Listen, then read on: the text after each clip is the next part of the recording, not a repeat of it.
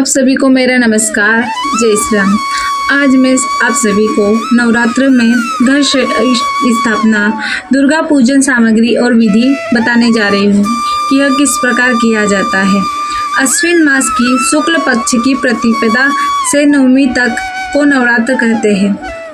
घट स्थापना और दुर्गा पूजन की सामग्री: गंगा जल, रोली, मोली, पान, सुपारी, धूपबत्ती, घी, दीपक, फल, फूल, माला, बिल्व पत्र, चावल, केले का खंबा, वंदनवार के वास्ते आम के पत्ते, चंदन, घट, नारियल, हल्दी की गांठ, पंचरत्न, लाल वस्त्र, पूर्ण पात्र चावल से भरा, गंगा की मृतिका, जौ, बतासा, सुगंधित तेल, सिंदूर, कपूर, पंच सुगंध, नैवेद्य के वास्ते फल इत्यादि, पंचामृत, दूध, दही, मधु, चीनी, पंचगव्य, गाय का गोबर, गोमूत्र, गोदूध, गोदही, गोघृत।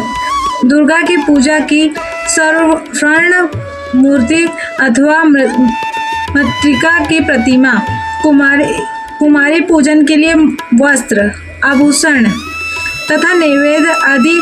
अष्टमी में ज्योति पूजन के वास्ते उत्तरोक्त सामग्री, ढाब, घृत और गंगा जल, ये सब सामग्री की आवश्यकता होती है। और विधि: इस व्रत में उपवास या फलाहार आदि का कोई विशेष नियम नहीं है।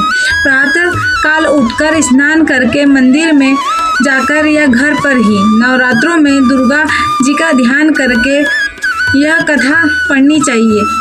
कन्याओं के लिए यह व्रत विशेष फलदायक है। श्री जगदम्बा की कृपा से सब विघ्न दूर होते हैं। और कथा के अंत में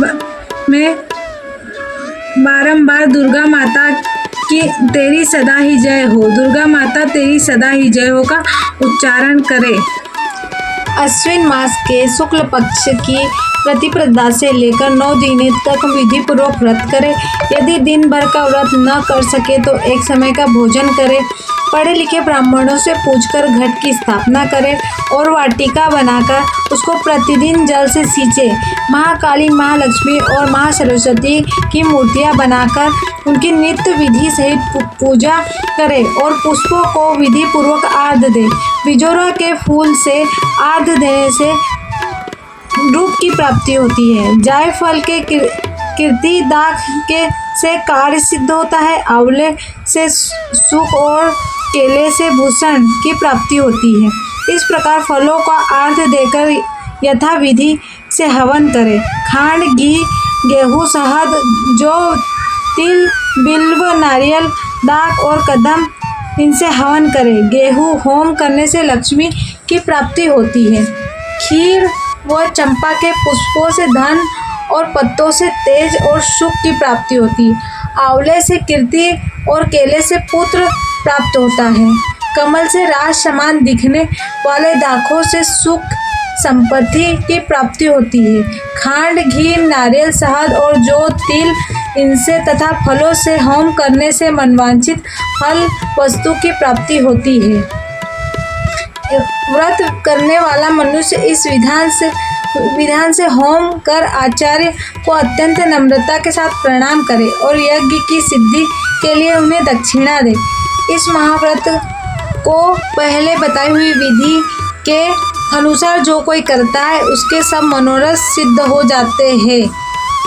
अगर आपको मेरी यह विधि और यह अच्छा लगे तो मेरे चैनल को लाइक करें, सब्सक्राइब करें और कमेंट में जय माता दी अवश्य लिखें।